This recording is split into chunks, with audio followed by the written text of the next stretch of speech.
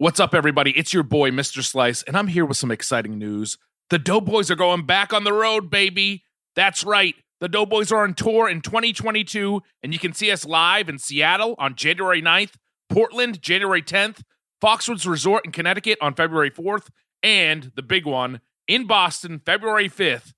And we've just added a Chicago show, January 29th. Chicago, baby. Get tickets for all our shows at headgum.com/live. That's headgum.com/live. Skew's Teriyaki. This long-forgotten micro chain formed the foundation for one of the emerging powers in fast casual dining. In 2000, Mario Del Pero, the owner of Skew's, attracted a new investor, Ellen Chen, via a mutual friend. And this attraction would soon become personal, as the two dated and later married. Skew's continued chugging along, growing to 3 Los Angeles area locations at its height. But the now doubly partnered Del Pero and Chen thought their bento box concept was too niche to become a true hit. And so they conceived a new concept centered on 2 emerging trends, fast casual and farm to table.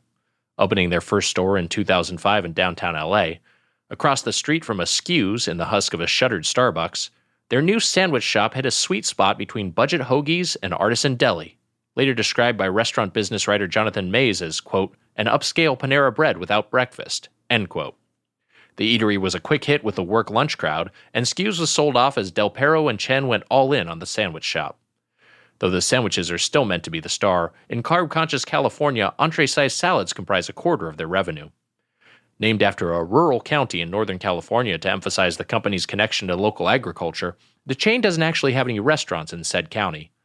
But it does now have about 30 locations in major centers of habitation across the Golden State, and now in the Lone Star State. And as at least superficially healthy eating continues to grow in popularity, it's likely we'll see further expansion of the empire founded by the husband and wife team that brought you Skew's. This week on Doughboys, Mendocino Farms.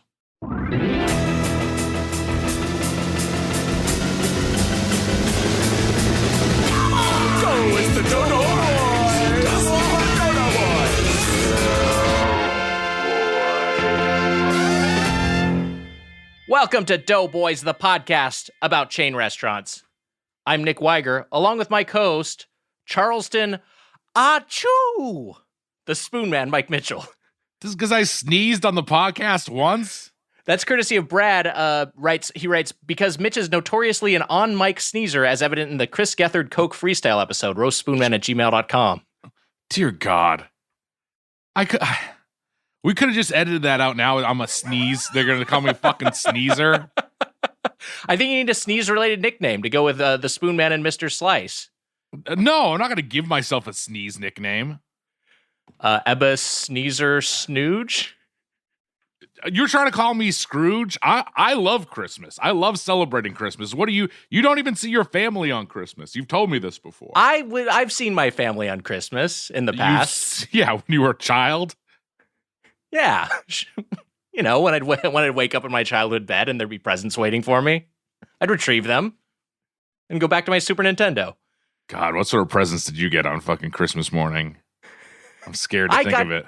Conventional presents. I was a boy. I got what boys like, which are video games and toys. Plain blocks with nothing on, just wood blocks with nothing on them. Beige construction paper. Just empty boxes. The wrapping in the box is enough for you. Unsharpened pencils. I'm going to keep them this way. Why? Speaking of video games, I beat Skyward Sword last night. You told me this, and I was staggered. You not only don't bury the lead here, Mitch. You didn't just beat this game. Mm-hmm. You 100%ed it. 100% of it. Look, this is pathetic for like a 40-year-old man. I've honestly never admired you more. So, hey, you want to hear my impression of Zelda characters, like the characters in the world? Yeah. All right, here it goes. Hey, there it is. That's pretty good. And then here's another one. Oh, there we go. I don't know why I can't do these sorts of impressions at open mic nights, and people aren't on board with them, Wags. You had a whole a thing in your SNL character reel about all your Zelda character impressions. You had Goron on there, some Rito. I loved it. Mr. Michaels, this, I think you will know, is Goron. Any Goron in particular? I wanted to see Pippet. You gave me Gorko. Gorko. Mm-hmm. We found out that Gorko's planet that I was pulling that from Zelda, which was not intentional, but Gorko's. That's how deep in this was a joke you did on the Doughboys Double to make fun of the show I wrote on Earth to Ned. You called it Gorko's Planet. I was not making fun of it. Well, then you were inaccurately characterizing the show I worked on. And you know what? He was in Skyward Sword, so I definitely you were subconsciously pulling it from Skyward Sword. You were that deep in it. Yeah, give me Gorko's planet. I want to. He's a Goron. I should have done that for Lorne. You should be that. You should be that role. That should be you. Honestly, I'm looking at a JPEG of Gorko right now, and honestly, you should sue Nintendo for likeness rights. I don't eat fucking rocks or whatever the fuck they do. Well, what is? I'm just wondering who this conversation appeals to. Of like this one inside comedy SNL auditions in fucking Zelda characters from Skyward Sword. The game that looks. By the way, I thought it was a great game. Controls are wonky, but it's great. I loved it. I think it's a 5-star game. It's great. 5-star game. Wow. I had it on Wii and I kind of bounced off of it because it had the waggle, the Wii Motion Plus controls, and they just never really clicked for me. And also it's a little. Is that what you called your Wii remote? Was the waggle? It was an extension of me. No, but also it's just like it's filled with so much. I think they cut down a lot of the expository text and a lot of there's a lot of like bloat in that game that I think they got rid of in the remaster. I haven't played it yet, but I've heard it's awesome. Mm-hmm. And good for you, Mitch. That's great. I don't like holding the Wii remote. Size envy sort of deal. All right, let's introduce our guest. They've been waiting for far too long. Oh wait, you have a drop. I just did it. Hold on, I'm doing it. Howdy-ho. To Spoon Nation. Ugh. And here, Wags, is a tiny. Now, anytime you hear me kind of like stretch this out of like, here you go, Wags. Here's a tiny little drop. It's because I am I'm looking up drops. Oh, by the way, just went to Spoonman Drops. Clicked on approved drops. The folder's empty. So Drop King is fucked up. Or just no one's sending anything approval worthy. That's what it is. There might not be a drop good enough to be played this week. Might finally have happened. So this is going to be a dropless week? It could be. Wow. All right. I'm sure listeners would be okay with that. Podcast listeners like it when you shake up the format. There's 2 in the trash. What the fuck is he throwing away? I don't know. He just threw away some fucking. He threw some away. You know what I think's in there? The missing Nixon tapes. I hereby order Watergate to take place. Me, Richard Nixon. My vice president is Spiro Agnew. I am a crook. Well, because it's incriminating as hell. My favorite Goron is Gorko. This can never get out. I have the drop if you need it. I closed my. I did the classic quit my email and then opened it back up. Okay, great. So here we go, Wags. Here it comes. Thank you, Emma. Here it goes. A classic little.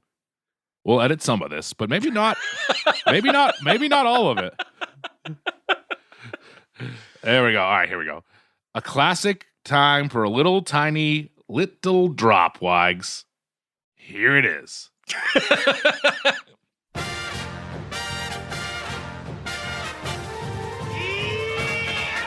Doughboys, the podcast about chain restaurants. Doughboys, meet the Doughboys. They both worked in LA comedy. Then they made a podcast, slowly killing themselves with Wendy's. One day, maybe Mitch will win the fight. Nick will admit that cupcakes are pies. When you're with the Doughboys, have an uninvited sus time. And I wrote crew time. Nick Weiger hates all fries. You song, what the fuck? Wow.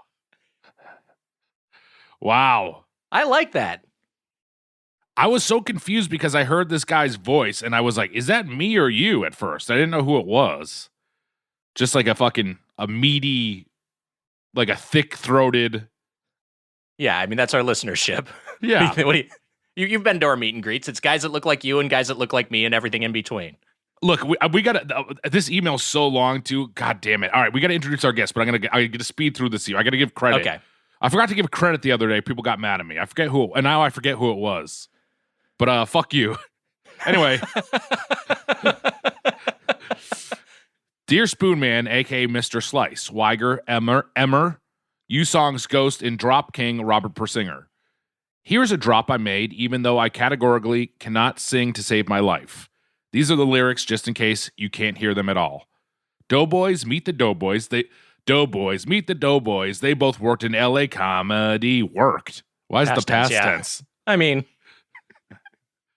Then they made a podcast, slowly killing themselves with Wendy's. One day, maybe Mitch will win the fight. Nick will admit that cupcakes are pies. Oh boy.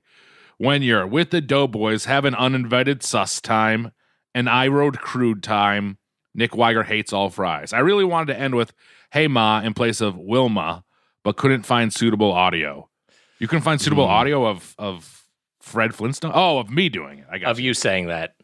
I'm over in the UK, and before the pandemic, dine-in Pizza Hut parlors did still exist here with a lunch buffet that would set you back about $10, and it used to be the perfect hangover cure. They're getting less and less common, though, and I wonder if they'll ever come back at all now. Thanks, COVID. Thanks for all the laughs. Stuart from England.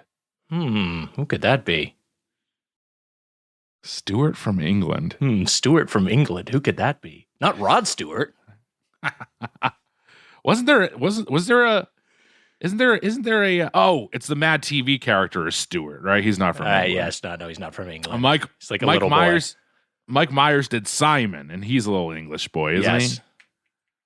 Damn, close, Stuart. Very close. Stuart, you can't possibly be referring to the Stuart period of England, which took place from 1603 to 1714. Wow, right off the dome. Let's get our guest in here, for God's sakes. We've wasted way, way, way too much of our time. Very, very, very happy to have this week's guest, an actor, writer, and director and stand-up from Cake on FX. You can watch her series Antisocial Distance at antisocialdistance.com. Avital Lash is here. Hi, Avital. Hi, thank you for having me. I had a moment of panic when he said Avital. I was like, oh, we went over it before and he knew it. But then we went over it before and I just mispronounced it. I'll retake it. I was going to make fun of him for this. But then in the next breath, you got it. You said Avital Lash, Avital. Like you went yes, because I knew wrong. I knew I'd made my mistake and I like corrected it. But like I was a joke, but I was like, I kind of spread through it. Yeah. We don't make played it jokes off here. as a joke. Well, you used to be in comedy. It's not really our style. So. It sounded like you said the Beatles, basically. You fucked up really bad. I had England on the brain. I understand. That's what it was. That's what it was. It was Those Anthony Stewart fucks. Head. Avital, thank you so much for being here. You're from Miami Beach, I was reading. That's correct. I've been in Los Angeles for ages, but I am from Miami Beach. Wow. So I'm not sure how much time you spent there, but like in Miami Beach, were you there long enough to form food memories? I was, but here's the thing. I grew up Orthodox Jewish, so we didn't eat anything. Wow. Yeah, only kosher restaurants growing up. Which is crazy because it's like all about the Cuban food. So I never had that. There is some great sushi that I know I've been back and had, but like once I don't really go back. So it was like, my brothers and I talk about how we learned only recently. So there was a kosher pizza place. It was originally called Shimmy's and then it became Shem Tov's, both just like Jewish names. The owner, I think, changed so they reflected the name. And it was a pizza place, but they would also serve fries. And it wasn't until the last couple of years that we realized that burgers and fries are a thing and pizza and fries aren't, because for some reason in the kosher world, that was the thing, pizza and fries. And my brother, it took my brother pointing it out to be like, oh yeah, I guess that isn't. They don't serve fries with pizza anywhere else. I had no idea. So why it's a good that combo. Like, it is. I wonder why that is. Like, I have no idea. the pizza, is it like a kosher pizza? Is it like a pizza that is like the common understanding of pizza? I'm sorry if that's a naive question. No, it's all about like it being watched, right? So like I think pizza anywhere could essentially be kosher, but like if you're strict, then if I'm getting pizza that like also serves pepperoni pizza because you can't mix meat and milk, then like that establishment isn't kosher because they have meat in a dairy facility. So like we had even separate dishes for milk versus meat, or parv, which is like neutral. You could have on either plate. Oh, wow. It's very complicated. I grew up like very religious. Did that carry over at all, Avital? Was it? Do you still like eating that way at all ever, or is it with family or what? Like I think there are some carryovers. Well, I don't eat pig, but I have had it, and I think it's very delicious, but I love pigs. Mm-hmm. Like I love dogs and cats, and pigs are really high up there. So I won't eat them. I feel similarly about cows, but I think but I still eat them. I think vegans are on the right side of history. But there's probably an element, like I've never had lobster. They're boiled alive. I have a problem with that. But they're also not kosher, so maybe it's maybe some of it is from that. When did you break away from eating? Was it a thing of like you got to college and you're like, all right, I'm gonna do my own thing, or was it even in high school or before that, or what? I didn't go to college. Fun fact, I did. I remember having. Sorry. Good. College is bad. Sorry for assuming that. I'm uneducated. I remember having like pretty drunk in high school, having vegetarian Taco Bell. So I was like branching out and having non-kosher stuff, but I wasn't like having trafe is what they'd call it, where it's like extremely not kosher. That's a weird. Yep. Wait, what's the word? Trafe? Trafe. Yeah. Trafe would be like pork or shellfish versus like a salad from a non-kosher restaurant kind of a thing. Okay. Yeah. So there's like degrees. So I was having, I still love Taco Bell. I think in the email to you guys, I was like, I could do Taco Bell. I only do vegetarian stuff, but I still just love it.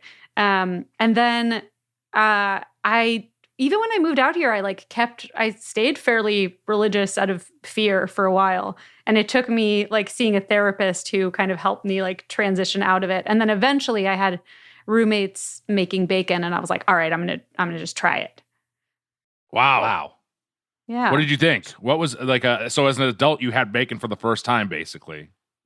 It was good. I've had, better and worse bacon. And then the last time I had any kind of pig was like a pulled pork sandwich and it was so good. And I still I couldn't stop thinking about the pigs. And so I was like, all right, I guess I'm just done. I love them. I've kind of gotten in that boat these days. I'm following a lot of I've been checking out a lot of pig gifs. Following pigs on Instagram, they're so cute. They're cute as shit. And they're smart. so fucking cute. They're smart. Yeah. I have a hard time mentally separating outside of the deliciousness of their meat, and I've never had dog meat, but I have a hard time separating them from dogs and pigs because they seem like the same sort of category of intelligence and affection and cuddliness. Yeah, they're smarter. I've never had dog meat. It sounds like a thing someone who hasn't had dog meat would say, you fucking freak. I would never eat a Labradoodle burger. I would never in a million years have a pug sandwich. It was, acceptable here, it's not that different from eating pig. It's just not socially acceptable. Yeah, it's intelligent level. You're saying they're both. Yeah, pigs are even smarter than dogs, supposedly. Yep. I don't think about any of that stuff, but I love bacon. But besides that, I'm not crazy. I don't go nuts over pulled pork. We talked about it. I don't love ham that much. I'm fine with it. And then, but pig, I don't really want to eat pig outside of bacon. Mostly bacon. Yeah. Right. What do you think of bacon substitutes? Do you like any of them? I don't know. I don't know if I've ever tried any. It's funny. It's funny because when I was in college, when I was at Ithaca, there was a kosher kitchen, And I remember like I was like, ooh, this stuff looks good. And I was grabbing it and I went to my table and someone was like, that's like kosher food for people who eat kosher. And I was like, oh, like I had no idea. I went up to that table probably with like beef milk smoothie. Beef milk. Classic smoothie flavor. Just grabbed a matzo ball like a softball. This is mine. I actually touch on this in Antisocial Distance, but I grew up the kind of religious where we didn't even have matzo balls on Passover because it was so strict. It was like if the matzah meal gets wet, there's like a small chance that it might rise, and then it's actually not kosher for Passover, for Pesach. So I didn't even eat those. Mm-hmm. It was a lot. I was having stomach distress. Nick, we've covered it. We won't get into it more, but the last almost 2 weeks, and I was matzo ball crazy. Yeah? Yeah.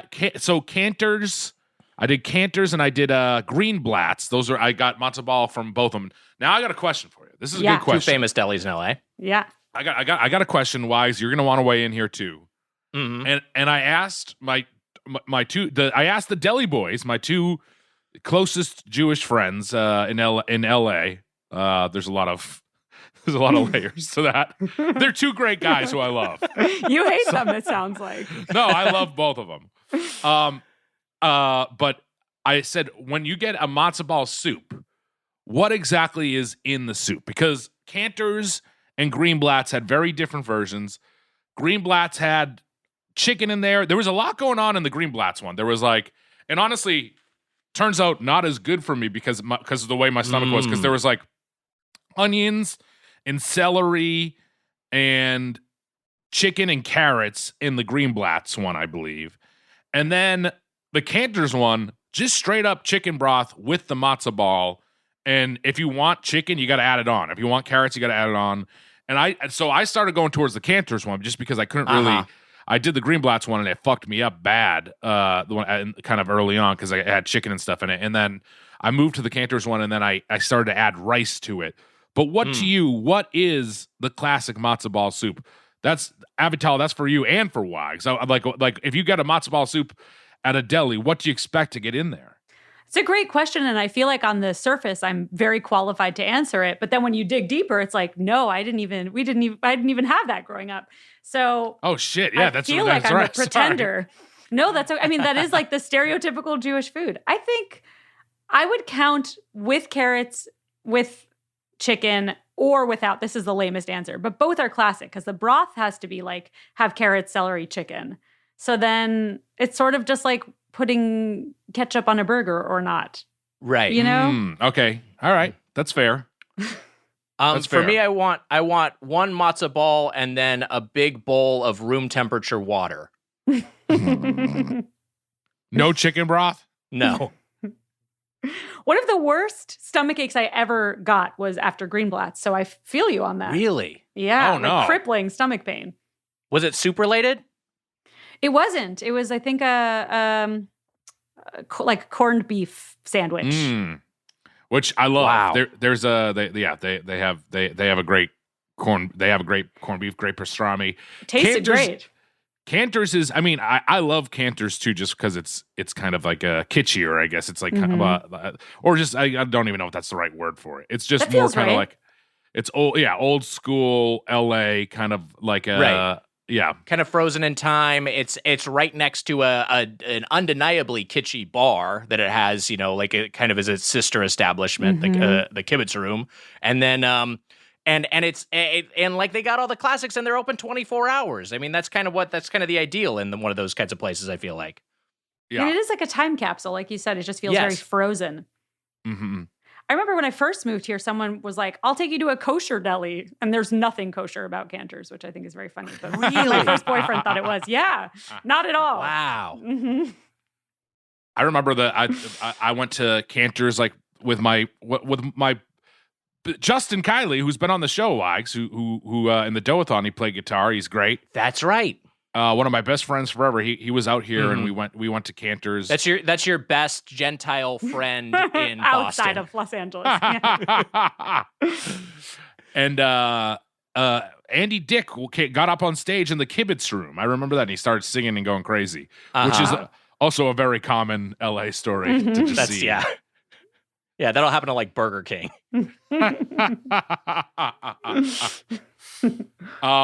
I think I like both of them. There's like, what is there? Look, we're getting into Deli Boys territory. They're gonna be pissed off and they're gonna come for us. They're not making episodes anymore. But I do want to. But we could talk about food all day. But Mitch, you brought up something before the record, and I do think this is non-food related, and I think this is a good topic to dig into, which is you both have Letterboxd accounts, and apparently you're seeing eye to eye on some things. I can't wait to hear. So Avital, this isn't going to help you because for me, like I warned you beforehand, no one likes my movie opinions. People just get mad at me. Mm-hmm. Even I like so very lightly criticized Black Widow the other day, where I was just like, it was kind of boring. That's all I said, and then people were like, "Ugh, he had to bring it up," like online. They're just mad at me again for when literally the star of the movie is suing the the people who are crazy about Marvel. The star of the movie, they're mad at her too. Yeah, they're mad at her. It's insane. I haven't seen it, so I don't know if we see eye to eye there. But I'm really excited about the rest. But people get mad at you regularly. Is what you're saying. People get mad, but it's that sort of thing of like when the star of the movie. I mean, James Gunn, who I'm excited to see Suicide Squad. I'm very excited to see it, and I think he made a good movie. I think Guardians is like one of the better superhero movies. But he even was critical of superhero movies lately. Like what more do you want? I don't just not dislike these. Hold on. I gotta word this correctly. I don't only dislike these movies for the content and because they're kind of like boring mush, but also like they are like also killing the movies and they pay people horribly and there's like other reasons I don't like them. But whatever. That's besides the point. People get really mad, especially with my comic book opinions.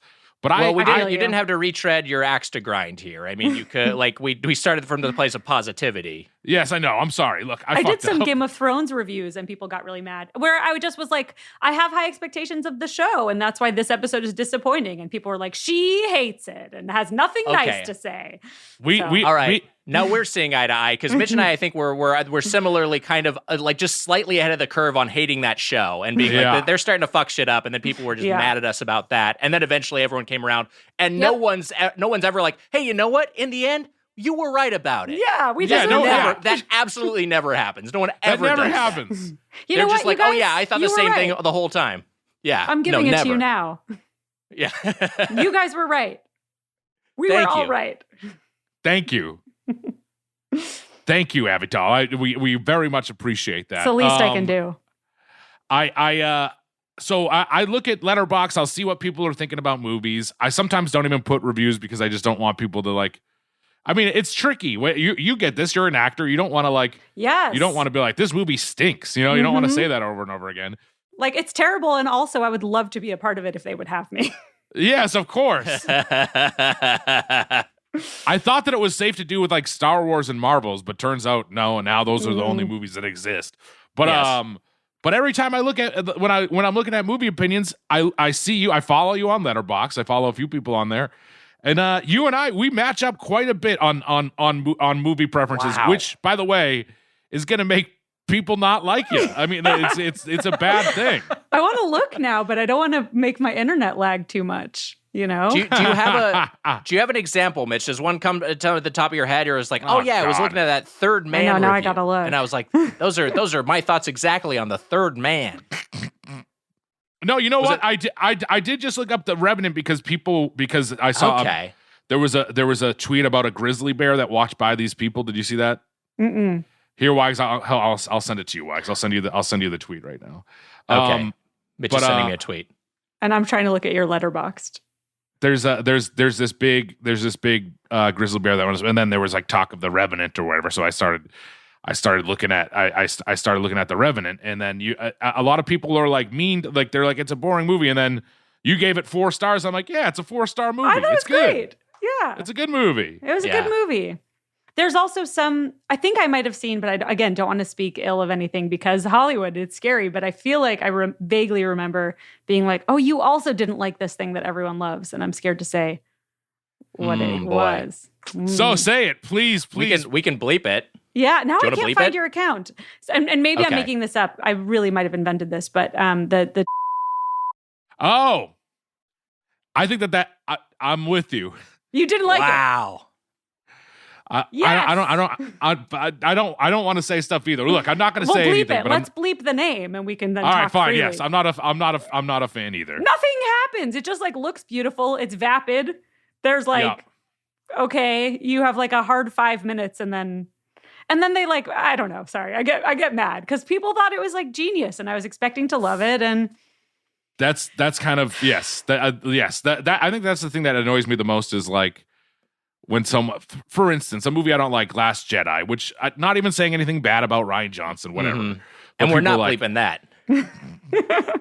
When people are like, it's genius. You don't get it. It's genius. That is the most frustrating thing with anything where you're like, oh, it is?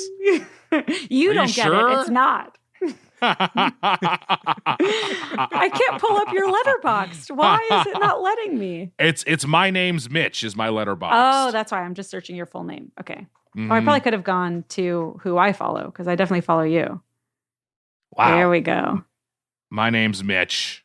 I don't have a Letterboxd. I feel like I don't feel like I know what I have to say on there. Like I just be like, this is good. You don't have to say anything. You just rate something? You can also just rate it. Mm-hmm. Okay. Avital, right off the bat, 4 stars for Gremlins 2? I mean, come on. Wow. So good. I'm with you there. Okay, good. I'm so glad. I was not expecting to like that movie, and I loved it. Yeah, it's great.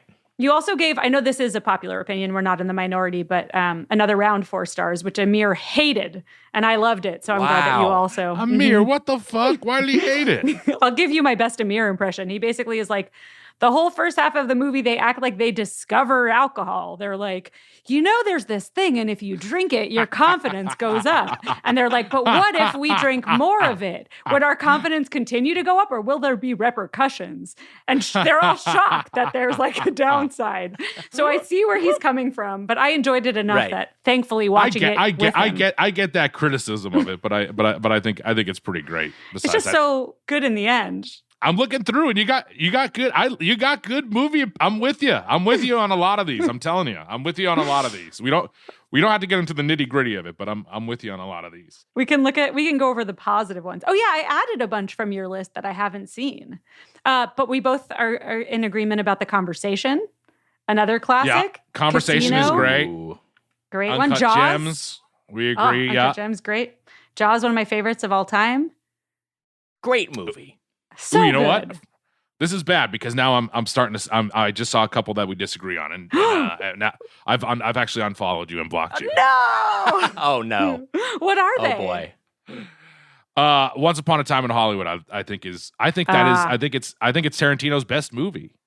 Wow. I love Brad Pitt in it. I didn't really care for the movie. That's fair enough. Brad Pitt is great in it. I love that movie. I like when he takes his shirt off on the roof. Yowza. Oh, man. Maybe I got so sweaty I had to take my shirt off. You know what I mean? We'll be back with more Doughboys.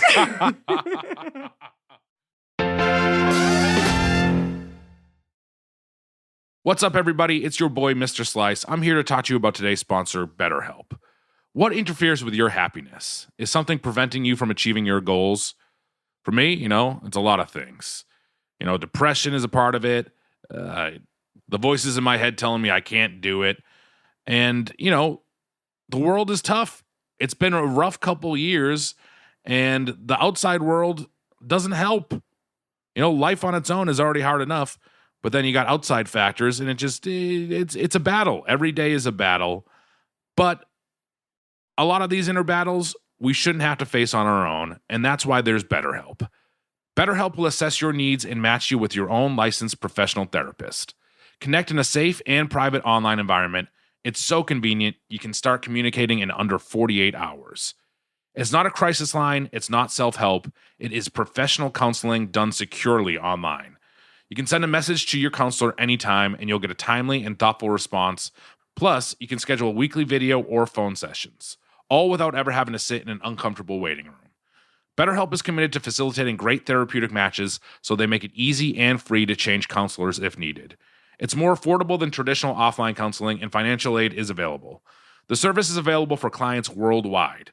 Find the particular expertise you need online, and don't limit yourself to the counselors located near you.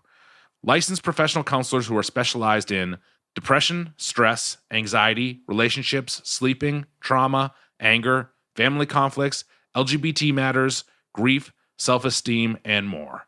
Anything you share is confidential, and it's convenient, professional, and affordable. And once again, just a reminder, it is not a crisis line. Check out the testimonials posted daily on their site to see the success people have been having with BetterHelp. In fact, so many people have been using BetterHelp that they are recruiting additional counselors in all 50 states. I want you to start living a happier life today. As a listener, you'll get 10% off your first month by visiting our sponsor at betterhelp.com/doughboys. That's betterhelp.com/doughboys. Join over 1 million people who have taken charge of their mental health. Again, that's betterhelp, HELP.com/doughboys. Do it. Hey, Dough listeners, if you've been listening to this show for a while, first off, I am sorry. And secondly, you probably heard us talk about our Helix mattresses. It's like sleeping on a cloud. Well, Helix has left the bedroom and started making sofas. They just launched a new company called Allform, and they're already making the best sofas we've ever seen or sat on. So what makes an Allform sofa really cool? For starters, it's the easiest way you can customize a sofa using premium materials and at a fraction of the cost of traditional stores. You can pick your fabric, and it's spill, stain, and scratch resistant, which makes it great for kids, pets, messy eaters, and Doughboys listeners alike. The sofa color, the color of the legs, sofa size, and shape to make sure it's perfect for you and your home. They've got armchairs and love seats all the way up to an 8-seat sectional. Wow. So there's something for everyone. Even Octomom. Remember Octomom? Should probably make use of that 8-seat sectional. Octomom.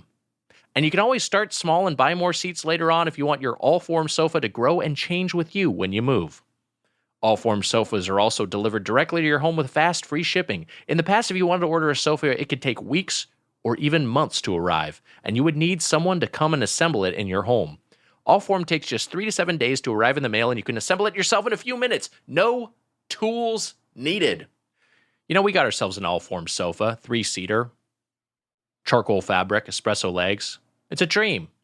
It's beautiful, really big and roomy. Setup was easy, literally took 10 minutes. And it feels very adult to have a nice couch, you know? Like I'm a grown-up. Finally, sitting on my couch, playing my Nintendo Switch, trying to catch Pokemon. Real grown-up. And if getting a sofa without trying it in store sounds a little risky, you don't need to worry. You get 100 days to decide if you want to keep it. That's more than 3 months. And if you don't love it, they'll pick it up for free and give you a full refund. They even offer a forever warranty, literally forever. To find your perfect sofa, check out allform.com/doughboys. And Allform is offering 20% off all orders for our listeners at allform.com/doughboys. Octomom. Welcome back to Doughboys. We're with Avital Ash discussing this week's chain, Mendocino Farms. Founded by the husband and wife team of Mario Del Perro and Ellen Chen in 2003. There are locations in SoCal and the Bay Area, as well as Houston and Dallas now in the Lone Star State. And here's a fun fact. Dodgers pitcher Clayton Kershaw ate lunch at Mendocino Farms on June 18th, 2014. Then later that same day threw a no-hitter. Wow. Shit, someone get me a baseball. I want to see if it works. The only sport where I could walk out onto the field and no one would bat an eye. Now, before the break, Mitch, we were talking about a grizzly video, and then you put this in our group chat here, and I have not seen this, and we're gonna take a look and a listen to this bad boy. So let's see exactly what happens here. All right, here we go. I'm gonna press play. All right, here we go. Hey, big boy. Yeah. Hey, big boy. Look at that fucking thing. Wow. Beautiful. That's a huge, huge bear. Now watch what happens here. It's pretty good. He's stopping at a picture of a bear. Hey, bear. there's a sign, and then he's turning around and walking back the other direction. This is all on TikTok. He doesn't like the looks of himself. Or he's satisfied that the sign is. People were saying like, "Oh, he's checking to make sure that his sign is up," and then he took off. Yeah, right. Ode to me. I gotta say, when that guy was saying, "Hey, big boy," I felt like I was being catcalled. It was very sexualized sounding. It was. That's what. So supposedly, that's what. Not supposedly. I guess this is just the truth. You're supposed to talk to bear. You're supposed to be big with grizzlies, and that's why he was saying that to the bear. Like that was a dangerous situation. Obviously, that bear is fucking huge. But he's huge as shit. He's like SUV sized, and that's a little hyperbolic. But he's a very, very big bear. And we saw I don't know if either of you have watched the show Alone, but it's like that nature survival show. I just heard a lot about it yesterday. Yeah, last night. It's a compelling watch. At least like the more recent seasons are like really, they've really figured out the formula. But it's like as survivalist as you can get with the conceit of a TV show. A person is alone. I think we talked about it on the show. They're totally by themselves to the point where they're filming themselves. So there's no crew or they're just like completely alone and isolated in some in some different climate each season. And they have a lot of bear encounters, and that's always like, "Hey bear. Hey bear." Wow. Like just talking to him very gently to try to, I guess, calm them down / let them know that this is your territory.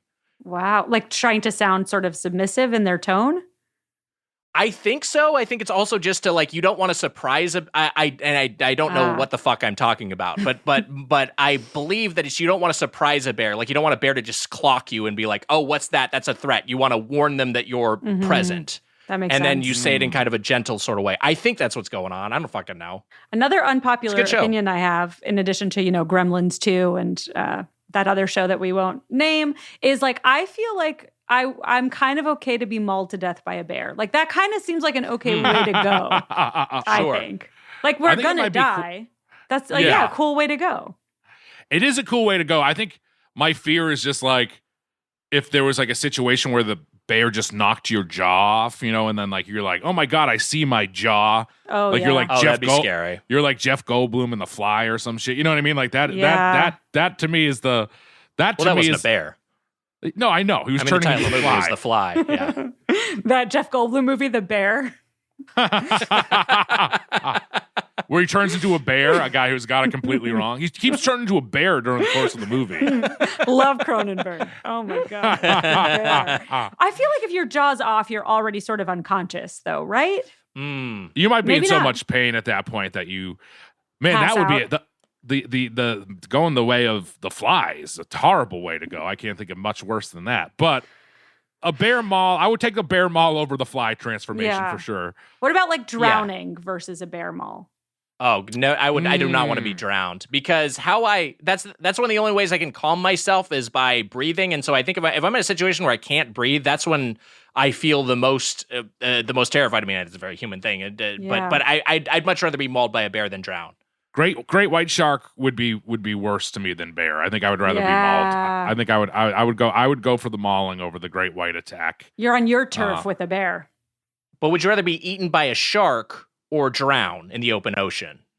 Fuck, I think I'd maybe rather drown. I would be so scared to get eaten by a shark. I just like my last few. I mean, I guess you'd be so scared as you're drowning. This is tough. Which way do I want to go?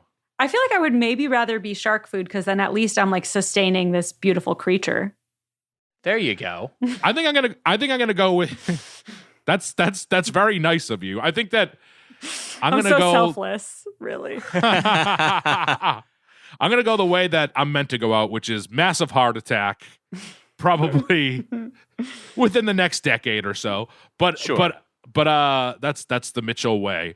But the whole bear situation, I don't know. I mean, like it would be over pretty quickly. I feel like so would a shark attack. But I mean, both would be, and so drowning would draw it out a little bit. So I don't know. Well, you think it's over quickly, but then you were talking about The Revenant beforehand, and we saw how like drowned out that was. Like that went on for a while, and then Leo like sucked off the bear to completion. Like that was part of it. So do you think it would really take that long, or you think that's just for the movie? Like, I wonder what the stats are around that. Yeah, I know. I thought it was unrealistic that it took that long for the bear to finish when Leo was sucking him off.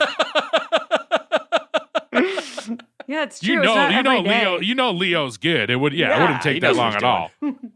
That's why, because I was wondering with the cat call of the bear of like, hey bear, if the bear's into it, and then you gotta fucking go down on this big boy, you're in trouble.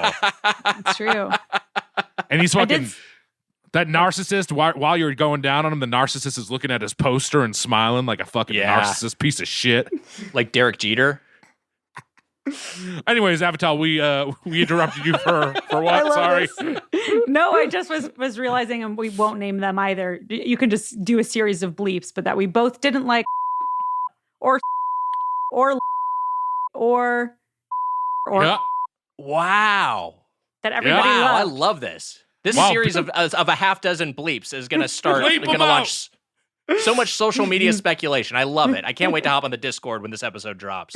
Bleep them all. I feel like our letterbox will blow up with hate, but still blow up. People will be like, I have to guess what these are. Do you ever seen the movie The Bear? There's a movie The Bear. No. And I watched it when I was young, and then it's like there is a scene like the bear's mom gets killed. That's like how it starts off. It's like hunters kill it's like a Bambi sort of deal. But then there's a scene where the bear eats like magic mushrooms and like trips. There's like a bear tripping scene. Is it animated? What's that? Is it an animated movie? No. It's like a notorious film. Where they use live action. They actually used a trained bear. Yeah. Yes. Yeah.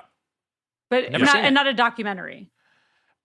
No, it is not. It's not a documentary. They didn't give a bear hallucinogenic mushrooms. It's from 1988. So the hallucinogenic mushrooms thing. Hold on, I got this. I pulled up the scene. We're watching more. Hey, it's a bear watching content. Day today. Wags, if you're in the chat right now, you're watching a bear and me on screen, and I don't know if you're. I don't know if I would consider you a bear. You're like Boo Boo maybe as to my Yogi, but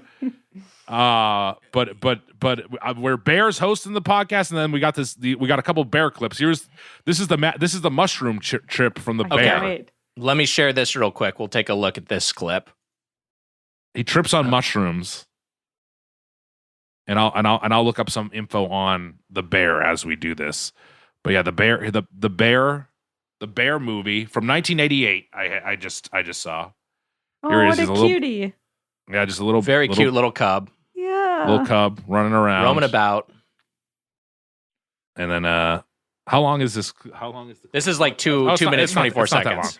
He's running. That is a very cute bear. That's a grizzly, right? So cute. A baby this is grizzly. also I don't know. Just amazing footage. Yes. Okay, now he's by some mushrooms. These look like toadstool platforms you would jump on in like World 4-1 and or 4-3 in like Super Mario Brothers. Yeah, no, these are real deal mushrooms. He's eating some real mushrooms. Big red cap mushrooms with white spots. Yeah, like he's having a good time mushrooms. eating these things. Yeah, they're not psilocybin. Cartoonish. They're just right. Did I make up the magic part? No. I see now. Look, now he's starting. No, I don't think they fed him actual. Right, but they're trying to suggest a bear POV shot and an over the shoulder shot of him looking at these mushrooms, and his vision is kind of blurred and hazy. Mm-hmm. Really quickly, are the effects of that immediate? I've never had these. No. Okay. You never had mushrooms, huh? That would be quite the double. No, I don't want to do that. I think I'd lose my mind. That ends with you suffocating me with a pillow. This is so cute. Some of these shots look like this is a mask or an animatronic. Mm-hmm. Maybe some of these close-ups aren't an actual bear. Yeah, I don't know. I think that's a real bear there, Wags, that you're seeing. Wow. By the way, Bart the Bear is in this movie. The famous Bart the Bear, the Kodiak bear. Wow. I don't know. Mm-hmm. I don't know him. I don't see any controversies yet. All right, how much of this do we need to watch, Mitch? We don't have to watch any more of it. No, we don't have to. Okay. Oh shit! But Hold I'm on. gonna have to look this up. I have to see this movie now. there's another POV shot for the bear, and you can see Leo coming through the woods. Oh boy. And now, oh shit, Leo's going down on the bear. Yeah, Leo put a bib on, just started going to town. And now it's raining cum. Look. Sorry. I'm sorry. I'm really sorry. No, you were right. I'm shocked that you beat us to the punch. That is such a cute bear. I feel like I would die getting mauled by a bear because I'd be like, oh my God, look. And I would want to hug.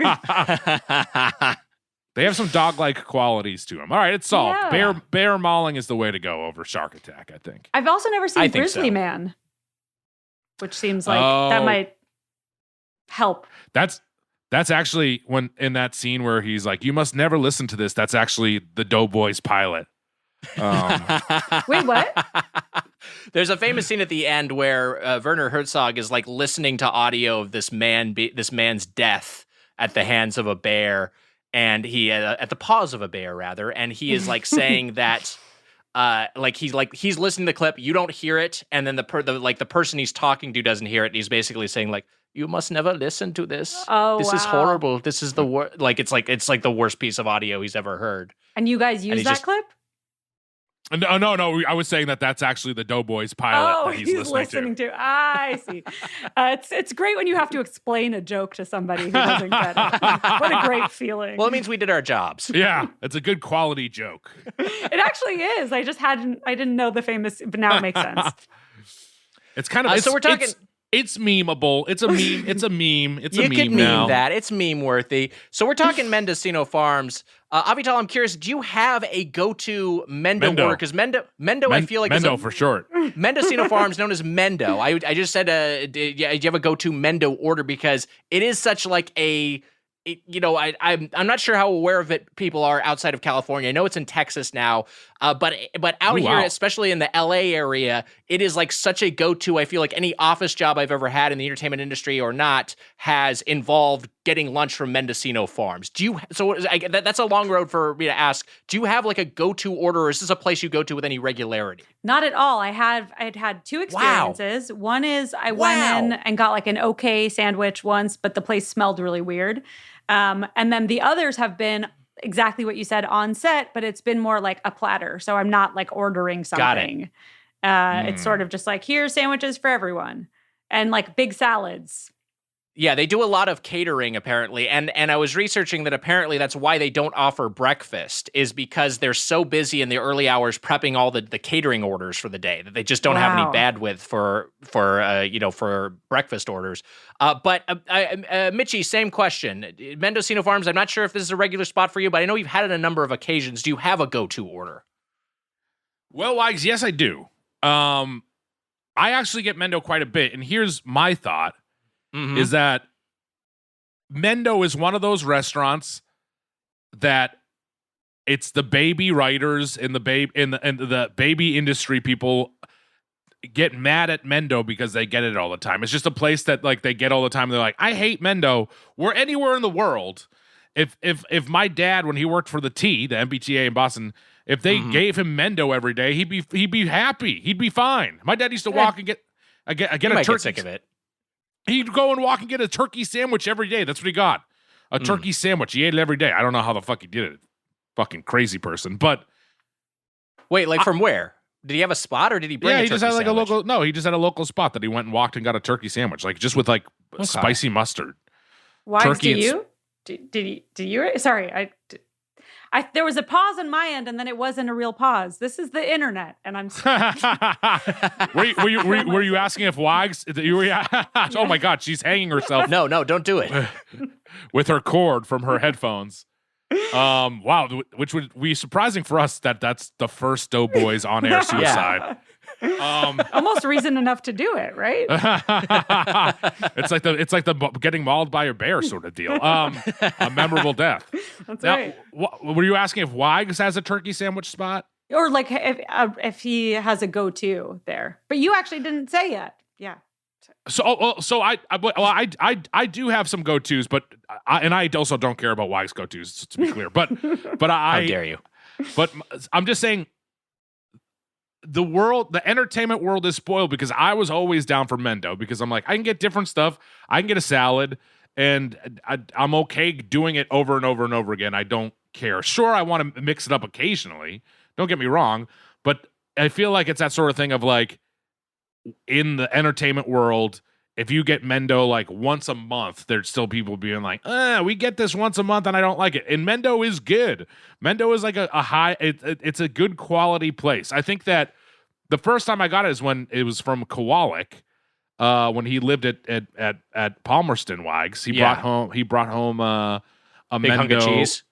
I think well, that was his dinner. Okay. He had set off a mouse trap and didn't get caught, so he brought that back with him. And then for me, he gave me the salad. I think it was the Saved Drake's Farm. Is that the one that has like goat cheese in it?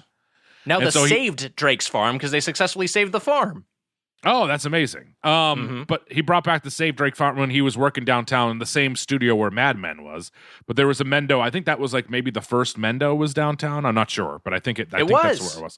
All right. Wow. So this is early days, and I had it, and I will say that it has changed. You know, like back then, it felt like he brought me a salad from the farmer's market. It was like, you know, even the containers where it was like a very like a disposable container that like looked like it was like a pro environment or whatever, and then now they've become a little bit more like a chain in many ways, and I feel like the quality isn't as good as it was, but I still think it's a decent place, and I think that people get spoiled and they don't like that they get it for lunch all the time. But I order it a lot for myself. I get the chicken and prosciutto salad a lot of the time. I like that chicken prosciutto salad. And then sometimes I'll do the chicken cob, but I'll stub in steak instead of chicken because they used to have a steak cob back in the day that they don't do anymore, yes. And it was great. Let me speak for one moment on behalf of us. Wah baby writers. Yeah, let me stick up for the baby fucking writers. All right, let's hear it.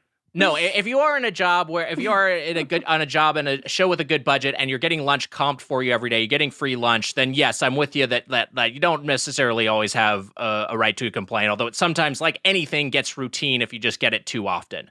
But that said, I've worked on some cheap-ass shows, not Gorko's Planet, but some other cheap-ass shows where here's the lunch that you're getting, and also you have to go out of pocket for it.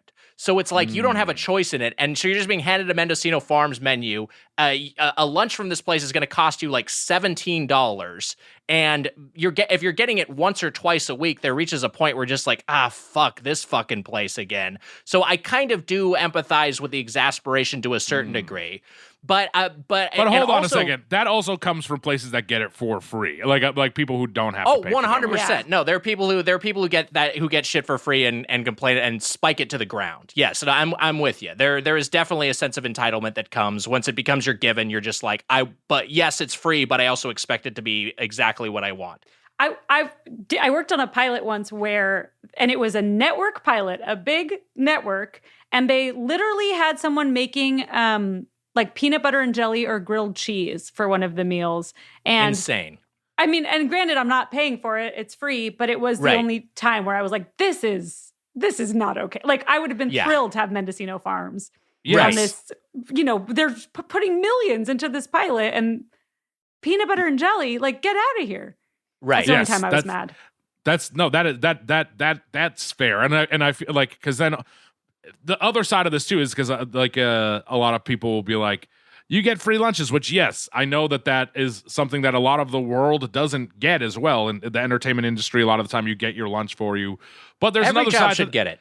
But there's another side to that too, where a lot of these jobs, like, you can't leave, and a lot of times you have to work through lunch, and you eat your lunch at the shitty fucking table, and you just can't go off lot or whatever. So yes, a lot of the times they have to bring you lunch. I don't know.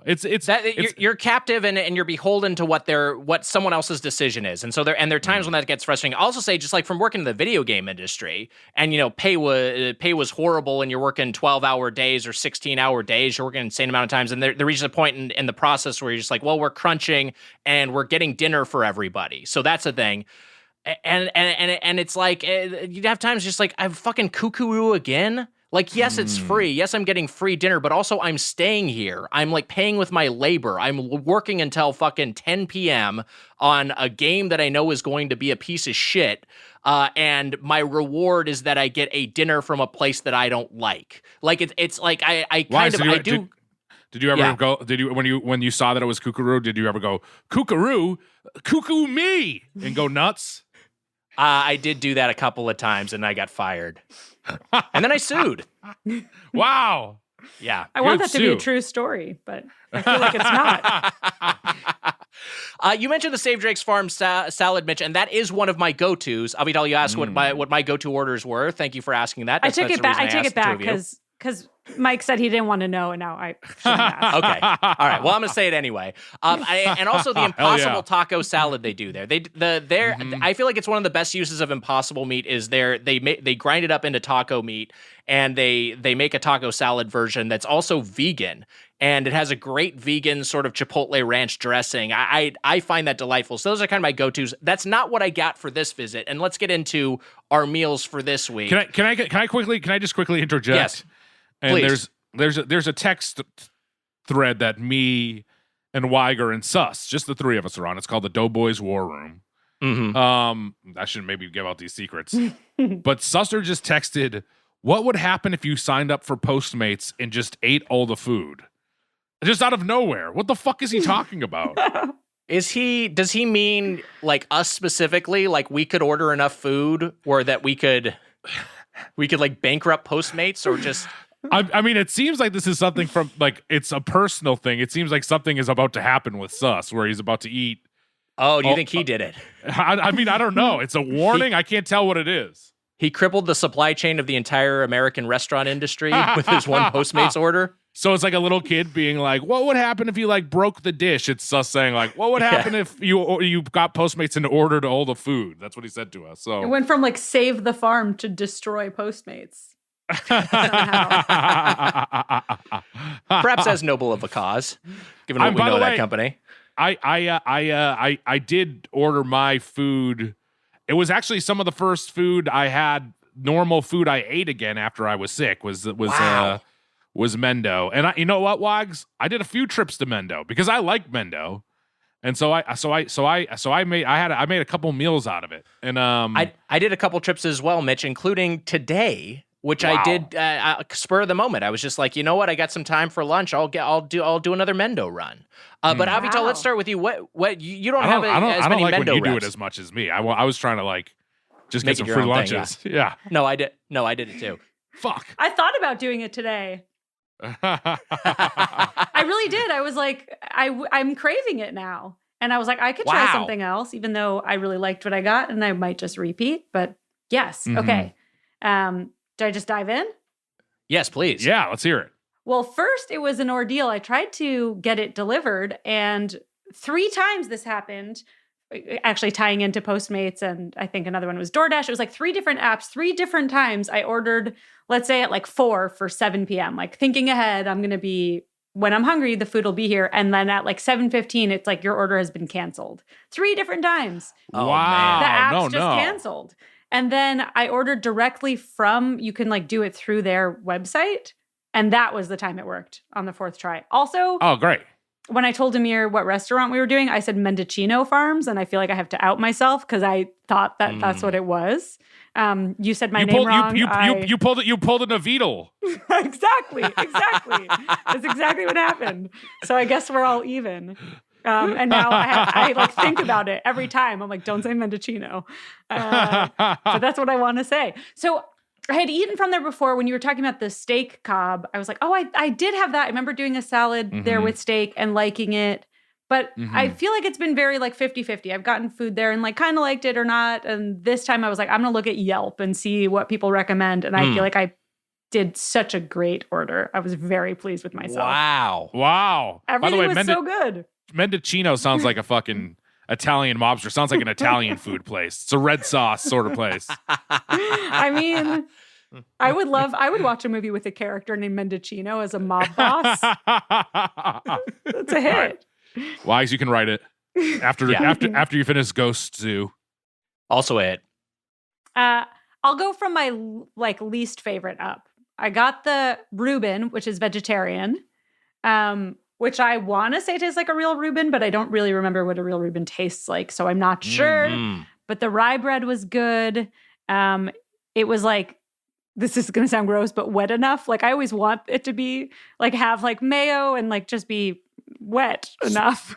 Is there a fake Thousand Islands on it? Is there like a fake? Is there like a vegan? Is there a vegan Thousand Islands on there? It said I have the ingredients Thousand here. Island. Yeah. Yeah, I got this as well. Mrs. Goldfarb's Unreal Reuben, plant-based corned beef from Unreal Deli. So it's not impossible, it's Unreal, which I guess is a different brand. Havarti cheese, apple and celery root slaw, homemade bread, which is the rye that was mentioned, butter pickles, and a smoky Thousand Island. I do gotta say, I thought you said farty cheese, and it was very strange sounding. Havarti cheese, correct? Havarti cheese. Havarti, yeah. Havarti cheese is kind of farty. To be ready. It was I thought very good, and it was my least favorite. So I feel like that speaks to how good everything else was. Then Avital, just a quick interjection. Nick, going back to Ghost Zoo, can you write in a scene where Leo goes down on like the ghost bear at one point? Yeah, I mean, it could be like a cameo. Like a reverse Ghostbuster sort of deal. Right. Have you guys seen that, any sort of like bestiality in a mainstream movie? I can't think of. Not yet, and I'm looking. Yeah. Oh, you know what? What's his name? Why am I blanking? I can see his face so clearly. Bobcat Goldthwait did that one movie where it's like I think it's a postscript of like a girl who blew a dog in college, and it's like an aftermath of that. Dear Lord. Yeah, I found one. Okay. It's in my queue now. Yes. Report sorry. back. It's been years, so I don't remember. We both give it 5 stars on Letterboxd. I'll be checking for updates. And then the rest of these were just like, I thought so good. Well, okay, I'm really into cookies, and I wanted to get the classic chocolate chip, but they were out. So I got like a brownie cookie, and I didn't think either of them looked that good, but this one was very good. It was like the nice mix of like the brownie and the cookie without the brownie being overpowering or too sweet. It was better than it looked. Very happy with the cookie. And then I got the Poke style watermelon salad. Wow, yeah. It was so good. Also, their packaging is cool because I feel like usually they do, when you get a salad, it's like they just like shove the little dressing in there and then you have to kind of like fish it out. And I have a picture I can send you guys, but they have like the lid of the salad has a little dent in it that the dressing sits in. That was so cool. What a nice touch. Yes. Yeah, it's great. It is. Very clever. They at one point did have, and I'm sure that you can recycle plastics, but I'm sure that you can, but look, the recycle situation, I think in LA, it's that sort of thing of like everything that has like the 5 recycle is actually just gets tossed. There's just a lot of sad shit with the recycling, but they used to do a thing where like half the container, just the lid was plastic and the bottom was whatever, what's cardboard or something. Yeah, some sort of cardboard board or whatever. Yeah, but now it's all plastic. But I will say the invention of the little divot for the salad dressing is huge because 100%. One, they'll never forget your dressing, which is a huge plus. And I usually try to order like extra dressing with a place like this just because they're deep salads. It's kind of like a tall bowl of salad, and once you get down, if you fuck up, you can have made a mistake, and you won't have any salad dressing in there. I don't like to shake up my salads either. It doesn't work. It's the only way to do it here. Like, because like you were saying, there's so much depth to that bowl. It's a cavern. And so there's no way to distribute to the bottom unless you shake it up, unless you turn that thing completely upside down. I feel even like then you won't get full coverage. Then I feel like the ratio of the dressing it's too light if you shake it up like that. It doesn't work as well. I don't know. I know I like to sometimes like fork in the dressing onto the salad in my mouth. That works too. I mean, that can work as well. I kind of do it as I go. I layer it as I go, and then and sometimes that's why I get an extra one. But that watermelon poke salad looked like an extremely interesting salad. I was good. Fascinated by it. Wow. It didn't. There's no fish in it, right? It is just watermelon, right? Okay. And I gave Amir some, and he didn't know that it wasn't poke. Wow. Could not tell. It was a little too spicy for him. So I think if you don't like spice, you can get it comes with sriracha mayo. I think if you just do that on the side, then you're not dealing with spiciness.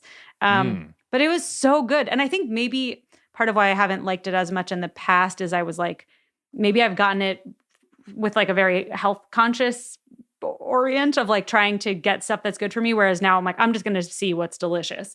And I think there's like enough in there that's good for you because it has watermelon, cucumbers, edamame, pickled daikon and carrots. Now I'm listing the ingredients: avocado, scallion, cilantro, napa cabbage, kale slaw, carrots, bean sprouts, baby spinach. So all that really good stuff. And then it also has like crispy rice and the sriracha mayo and a ginger ponzu dressing and black sesame seeds. So I guess none of that is really that unhealthy. Maybe just the crispy rice. It was so good. I had some like leftover the next day. Still good. Wow. Really into it. And then the number one was the not quite fried chicken. Wow. I loved it. What, salad or sandwich? The salad, the sandwich, but now I want to try it as a salad because I saw they have that option too. Man, this is one of their big sandwiches. This was like when this place first started, the Save Drake's Farm, the menu got bigger and bigger, obviously as time went on. But Save Drake's Farm and the chicken and prosciutto sandwich, and then this sandwich. The not so fried chicken. I still think that those are kind of the big ones. The chicken and prosciutto salad is up there too, but those are the big sandwiches. The chicken and prosciutto and the not so fried. It's good. It's good. They're good. You don't love it? No, it is good. I also got one. I got this is one of a few sandwiches that I got, but I hadn't had it in a long time, and I was wondering if things have changed because I loved that steak Cobb, and they definitely have changed the steak. Like they actually used to give you strips of steak, and now it's basically like sliced steak. It's like a very thin sliced steak now, which I don't. Maybe it's just for that restaurant, like it's the sort of thing of this is just easier to pack and refrigerate and keep on hand longer or something like that.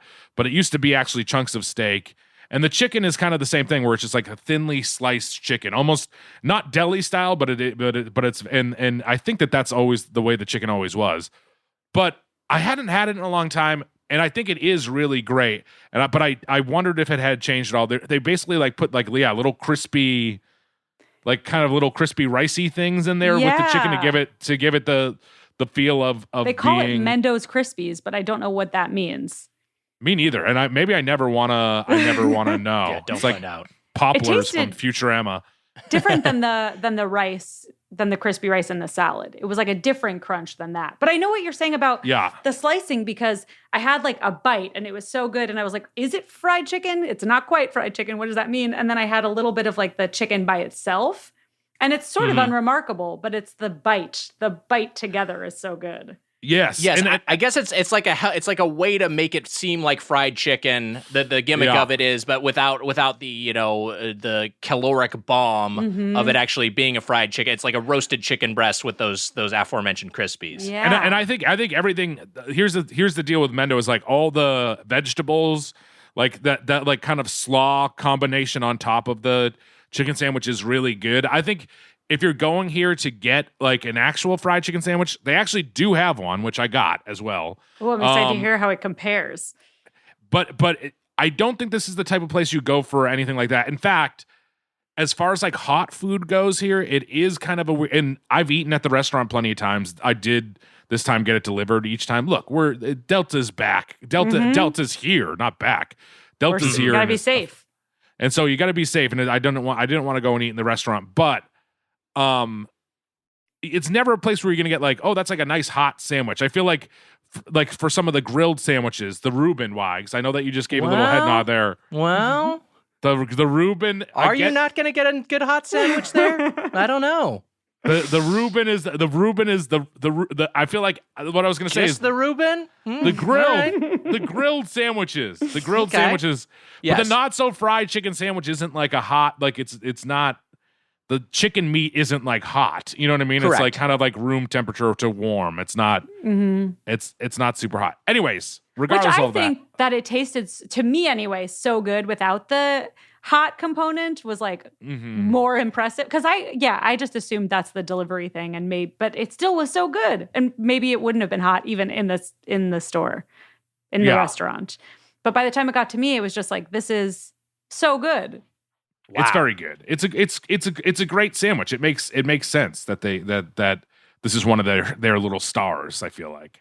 I had sandwiches earlier at a not chain that same day that were very pricey, and I preferred all of these because I split two with somebody, so I had two other ones in like a Silver Lake spot that I actually heard somebody else mention on your podcast. Wow. And it was good, but I thought that this was better. I mean, the only thing that I would maybe want is like a little bit more of the pickled onion. I thought that was like a very nice tang, and there was very little of it. But I love sauces and I love dipping, and I felt like I didn't even need. I got the barbecue sauce in the end, and I was like, it doesn't even need it. What was the restaurant? We'll bleep it. We'll bleep that as well. Yeah, we'll bleep it. Also, who did you hear it from? We'll bleep that too. Yeah, we'll bleep that as well. It's a big bleep episode. Was getting the from, and I had some sandwiches, and I was not that impressed. Wow. All right. Interesting. I haven't eaten there in a while, but wait, it was my first time. Is it new? I think so. There's a that's in. All right, so now I'm going to start bleep giving that away. too. We're going to bleep also that bleep the second city that Mitch said. There's another restaurant that has that same name. So I guess I've never been to this one in LA. I think their desserts are probably real. I had the cookie there and it was very good, and other people had other desserts that looked really good. So I feel like, but also people love their sandwiches, so it's just subjective. Well, I think it is the same. It is the same concept, Mitch. I think they expanded. That's what it is. Also, okay. bleep that I just said LA.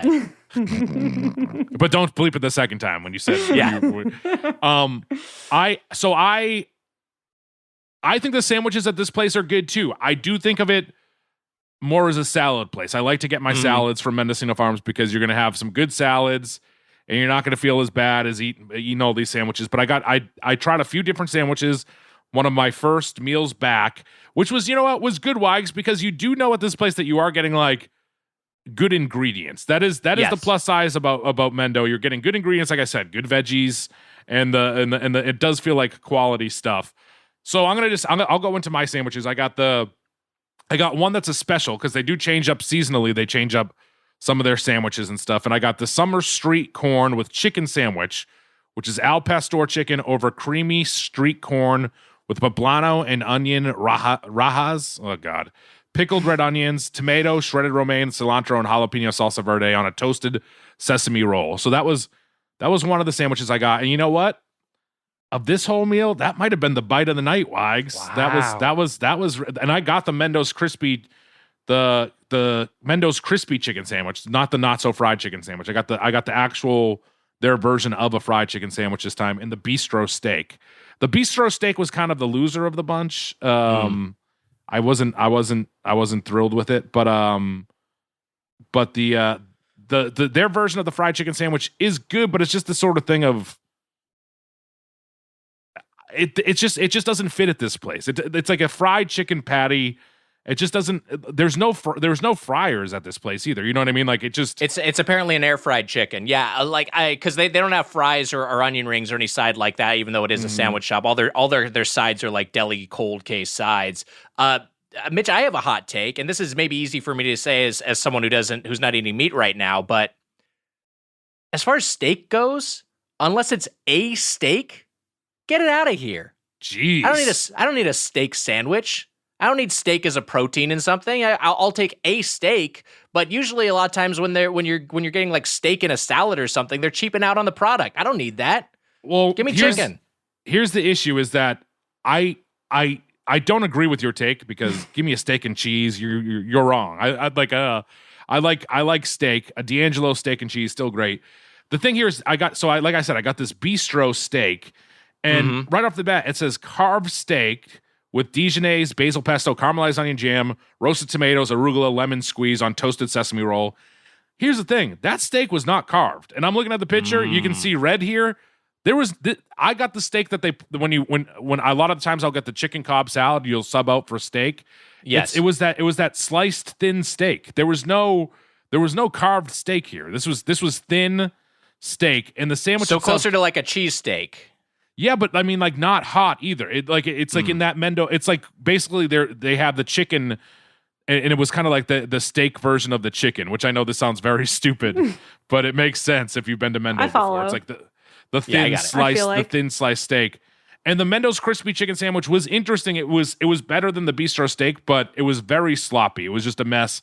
And compared to like, look, BK has a better chicken sandwich, like just taste wise. You know what I mean? Like, I just feel like it doesn't work as well at Mendo. Maybe I got a bad version of it. I don't know. And I remember back in the day getting like a sandwich Study of Heat, which I liked, which is a turkey sandwich, and the Not So Fried, and then the prosciutto and chicken, which I did. So the next time I went, I got the Not So Fried and the prosciutto and chicken. I got those 2 sandwiches. And they were really great. They still hold up, Avital. Both of them are great. I think I like the prosciutto and chicken one a little bit more, but these are like the sandwiches that started with this place, and they're still great. And I understand why people go back and get them all the time. I didn't know that these were the classics. Like whatever I had from there was not any of those things until this round. Yeah, no, the Not So Fried and the prosciutto and chicken have been that. We used to get Mendo all the time with. On Birthday Boys, Wags, when we worked on the lot. Wow. We get the first season of the Birthday Boys with Bob, who I want to say get well to Bob, who just prayers up to Bob, who just had a small heart attack, but he's doing well. Goodness. But I know, thank God. I know him too. Fun fact: he's like one of the nicest people that I've encountered in this industry.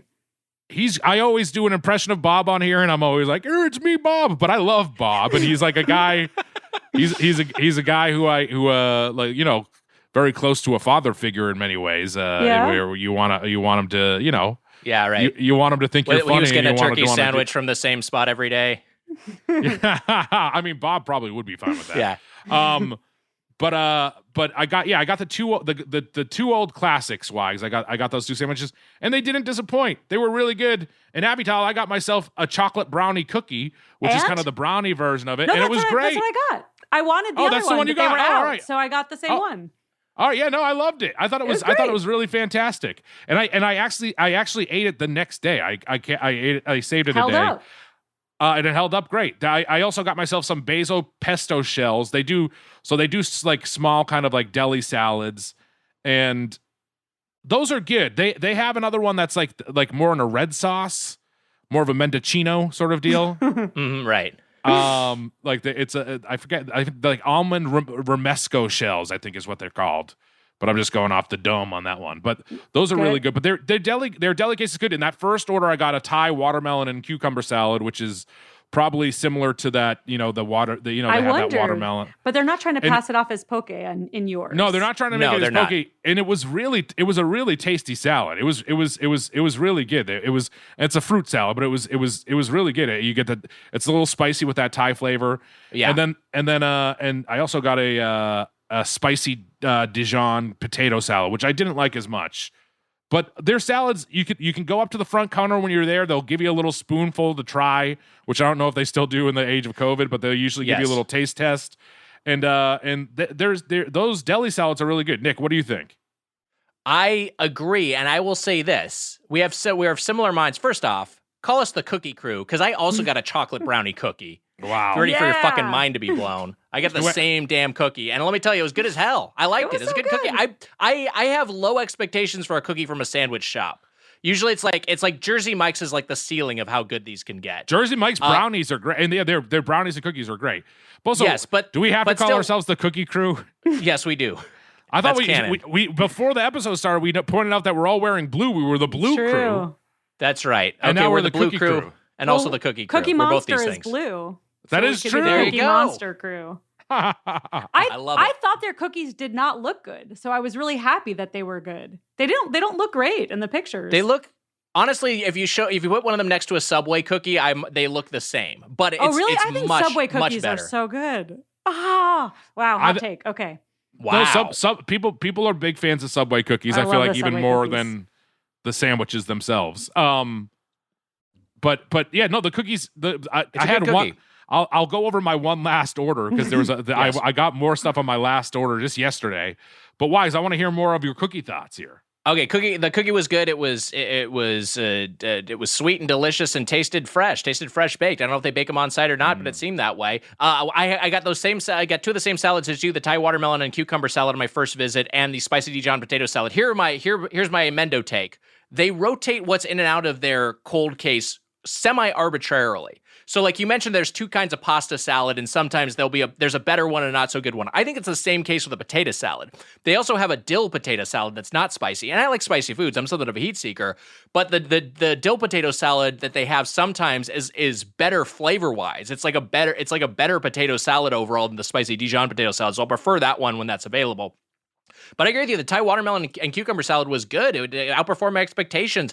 A lot of acid to it, a little bit of jalapeno in there, which I think really helped. The mint was really nice. It was refreshing and spicy and delicious. It kind of had the effect of like a good what's the word I'm looking for? That fucking Spanish shit, the cold Spanish one, the Spanish soup. Cold Spanish soup, the Spaniard Gazpacho. Yes, yeah. Right.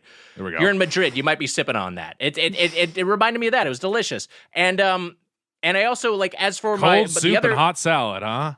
The dream. Let's not get into that. The other side I got was the spicy curry couscous, which I got today on my visit, and that one's great. It's also like, it's nice and refreshing and light. That if you get a small one of their sides, it's like just enough to fill you up if you're having it with a sandwich, but it's not like overwhelming. Sometimes you'll get like a deli side from one of these places, and it's like so much that you just feel full overstuffed, or you got some left over. It's just like a little dab, basically. It's like a little, a small little coaster's worth of salad, and that's about all you need with the portion size of their sandwiches. So I like their sides quite a bit. Yeah, no, those I will often get the almond romesco shells or whatever. I like all their pasta salads that they have. Yes. There. I went again yesterday for one last order, and hey, gotta fucking use that Doughboys card as much as possible. But I got myself. We gotta have a talk about this. I got myself a salad because I always get the chicken and prosciutto salad, which I love, and then a lot of the times I'll get that Cobb salad, sub-in steak to try. They should just bring back that Cobb steak salad. It was so good, and use that carved steak in there. It was fucking great. But I got the modern Caesar 2.0, which is, I remember it being new at one point. I think while we were doing the Birthday Boys, getting that for the first time. Yeah. It's another thing that uses like the Mendo Crispies in there. But it's you can get it vegan wise. It's like a you can add chicken or you can get it vegan, but it's like a vegetarian. I think that they market it as a vegetarian salad. But basically, hold on. I'm looking up the ingredients, and it's kale, romaine, superfood crunchies, and then some shaved cheese, which you can omit if you want to make it vegan. Onions, scraped tomatoes, avocado, and a little lemon squeeze, along with that Caesar dressing. So not only did I not make it vegan, but I added in chicken breast. So I got it with chicken, and it was really good. All like their salads are just they make good salads there. They do. I added Caesar. I got some extra dressing on the side. And then I got a pita. It comes with a pita. You can put all the, and I'm not a big kale guy, and I almost went non-kale, but I just got it the way it came, and I add chicken. Mm-hmm. I almost got that one. Now I gotta go. It sounds good. It's a good tasting salad. It's a good tasting salad. That little pita, it's like 100 calories. You can wrap your salad in there and make yourself a little sandwich with your salad. It's great. I really enjoyed it. And then I also got a chocolate chip cookie. And guess what? The chocolate chip itself is also great. They're both of them were good. They were both good cookies. I everything I got there I enjoyed. I think that if this was around the country, I think it would be a good thing for this is a good chain. It's good quality food, and it seems like they do things well. It seems like they source their food in the right way. It seems like they care about their environment. I don't know if that's the case, but it seems that way. And I think if people got this for lunch for free, I think they'd be thrilled. Just like you fucking whiny babies should be at Gorko's Planet. Well, I want a California chicken cafe. I will say that the workers at Mendocino Farm are universally they seem to go above and beyond in terms of just making sure that you're getting your order right and just being super duper friendly. So that's the thing I always appreciate about that place. They have also, if you tip, you drop a little cash tip, they'll ring a bell. That's a lot of fun. Oh, that's so fun. I was thinking earlier when we all got the same thing, when you're like, I got that too. We should do some sound effects. You know that I want Doughboys to have more sound effects. Yeah, let's create more work for Emma. So Emma, you're already bleeping 11 things. Can you also add in a little cowbell jingle? Absolutely not. Yeah. Or Emma. Okay, Emma said no. Emma, just clip this right here and play it when Avital and Nick said they had the same thing. Just play this. Okay. Just play something like that. Okay. I like the combo of doing the no and the oh boy. Like, absolutely not. So it's you saying no and the oh boy together. Yes. We'll Yeah. let the listeners vote. Absolutely not. I'll touch on my sandwiches. Oh, go ahead. I'll touch on my sandwiches real quick, and then we'll get to our fork scores. I'll just say that we talked about hot sandwiches earlier and how this isn't what this place is known for. And in general, I agree. But they do have two hot vegetarian options, or at least warm vegetarian options. One of them is the aforementioned Mrs. Goldfarb's Unreal Reuben, which I got for the second time. I'd gotten it previously, and let me tell you, I was pretty disappointed. I think because I got it vegan and I got it on the gluten-free bread, and I think those two modifications just made it to the point where it wasn't even like at all resembling a Reuben anymore. But here I just got it as it comes on their panini pressed rye with the proper Havarti cheese, with the smoky Thousand Island. I don't think is vegan, and it was. I thought it was delightful. I thought it was. I thought it was good. I thought it was like a really close approximation of a proper Reuben, which is a sandwich that I like. And then I also got the impossibly good Impossible Burger. Now, they've done a couple iterations of their Impossible Burger. This is the second version of it. The first one I actually think was better. This first one was a little bit less of a conventional burger concept. This one's more of like, they've got provolone, mushrooms, caramelized onion jam. And, caramelized onions work well with these plant-based proteins. But it's a little bit more, and a garlic aioli. It's a little bit more of a conventional burger approach. It's still very, very good, and I still liked it, but I think like your chicken sandwich, Mitch, I think if I was going to get a fake burger, I'd rather just go someplace else and stick with a sandwich here. Like I'd get that Unreal Reuben, or I'd get the vegan banh mi instead if I was looking for a vegetarian option. But I should also mention my drinks. I got two iced tea lemonades. One's with iced tea rosé lemonade, which is like their pink lemonade. And I also got one with the iced tea regular lemonade on my first visit when I spilled my entire drink on the fountain. In a straw piercing accident. Dear God. I had the lid. I didn't realize I had two lids on top of it, so it was like a little bit too much tension, too much surface tension for me to breach with a straw poke. So I poked my straw through it. It knocked my glass or my cup over, and then just the entire. And there's so much soda in an entire soda. Like there is so much iced tea in a regular size. Like you don't think of 16 ounces of iced tea as so much volume of liquid until you see it all. Across a stainless steel countertop. It was unbelievable. It was a flood of iced tea and lemonade. And I had to mop it up with napkins. Why you spill all the time, so this is just on you. But when you were demonstrating for us, why did it look like you were driving a stake through Dracula's heart? Well, that's a thing I think of often. I'm kind of always picturing that scenario. Of course it knocked over when you do it with the force of driving a stake into Dracula. I knocked it over, and then it was like I was cleaning it up, and then a guy who worked at Mendocino Farms, I mentioned their employees are always super nice, came over, and he was like mopping up with his towel. He was like, "Oh man, sorry about that." And I was like, Aww. "No, I spilled it." And then he was like, "Oh," like, and then he was like, "Wait, this isn't a mess that was here. This is a mess that you caused that now I have to clean up." Fuck you, dipshit. Yeah. And then after that, I went to Phil's Coffee, got myself a coffee, spilled my coffee, two spills What's in wrong one with half-hour span. I don't know. Two Spill Phil. That's your name. Yeah. Nice. I spill a lot too, and I walk into things just like generally clumsy, so I feel better knowing that you have that. Dear too. Lord, what's going on with everybody? I don't know. That's my whole thing. How am I the smoothest on the panel? What the fuck? You're a smooth criminal. Yeah. I mean, smooth below the waist. Jesus Christ. Piece of shit. By the way, there's an update from Sus. Uh-huh.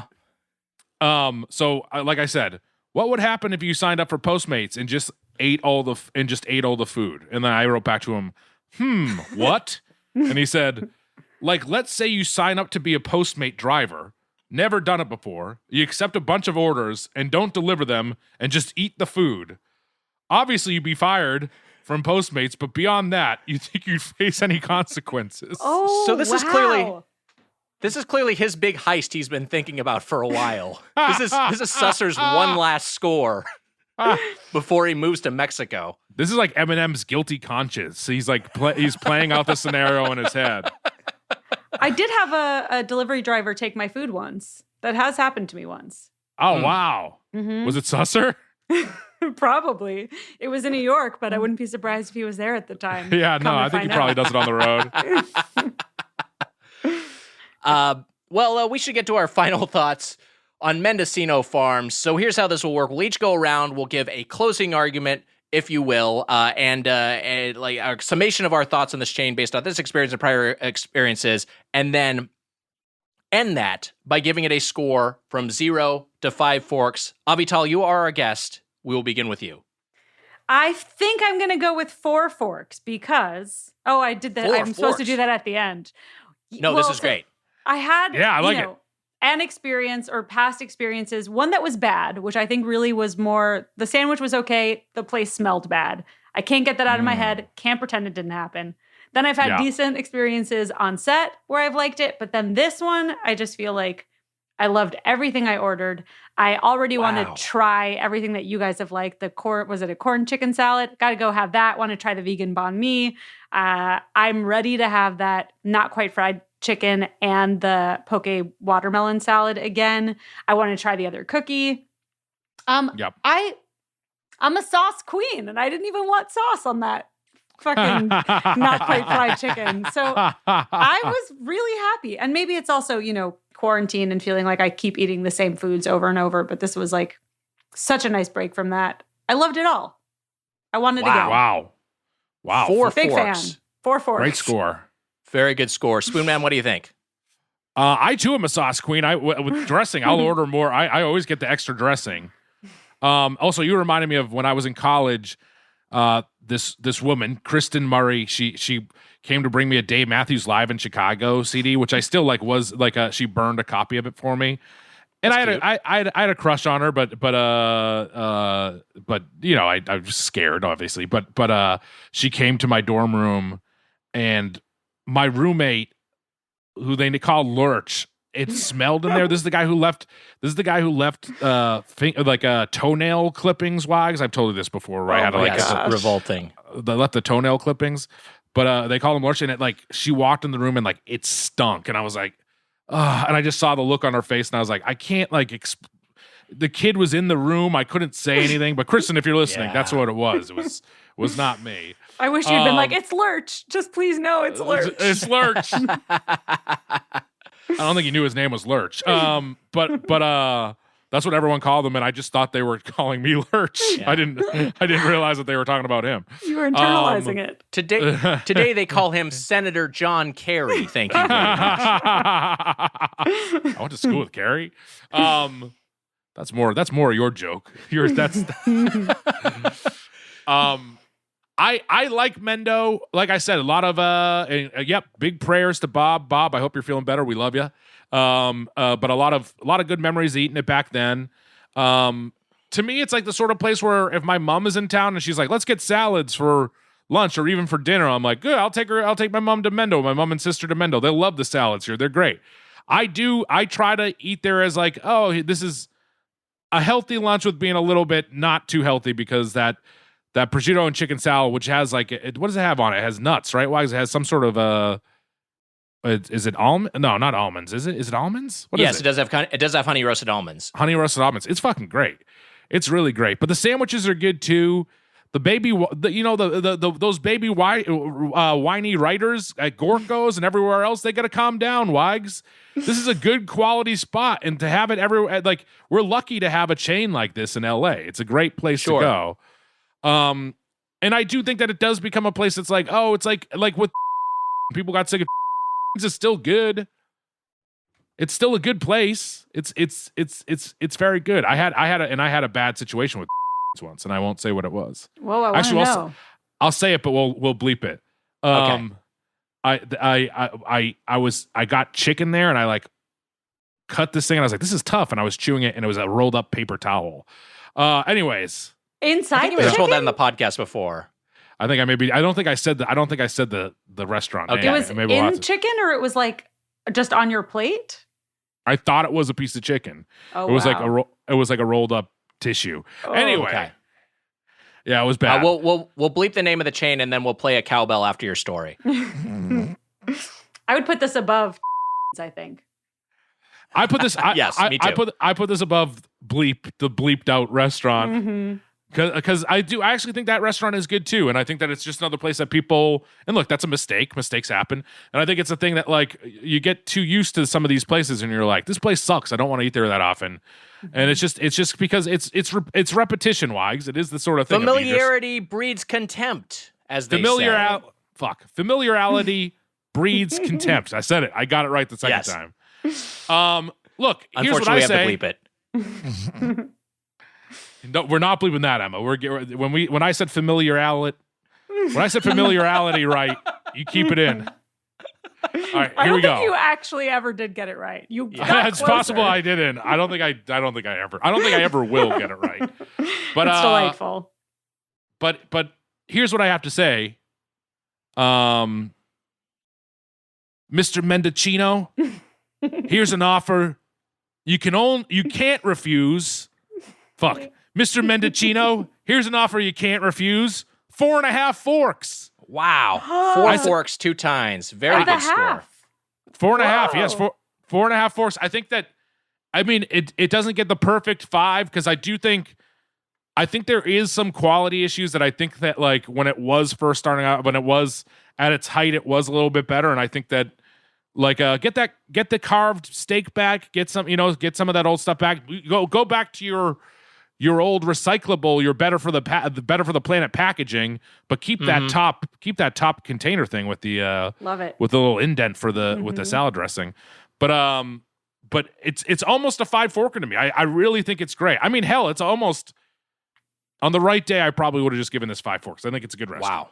I think I, by the way, might have too. I didn't want to be, I feel like I'm really making my first real impression on Nick, and I want to make sure that I don't want to seem too easy to please. You know what I mean? Like I've never eaten anything. So I felt scared to give it the full 5, but. You're like worrying about making an impression on like a blank white wall. But look at that beautiful wall yeah. behind him. It's very pretty with It's a the good looking wall. background. It is. I know. He's the most boring thing in the picture. All right. Last member of the Blue Crew, you're up. I am roughly with the consensus here with my friends in the Cookie Monster crew. I am going to say that I do like that how many healthy options this place has. If I don't give this 5 forks, and I don't think I'm quite going to get there, but I am going to go high on this one. The reason it's not going to quite get 5 forks is because I think they have some misfires on the menu. I think they try a lot of different things, and some of those things just flat out don't work. I've had some flat out bad sandwiches and bad salads from this place. Like they like just complete misfires. And They a lot do of times change it up though, which I give it credit for. The seasonal offerings. Sometimes they're good. Yeah, they do. I do like that they change it up, and I do like that they are trying a lot of different things. I do worry about it scaling. I remember this place, I feel like when it was kind of at its peak, had about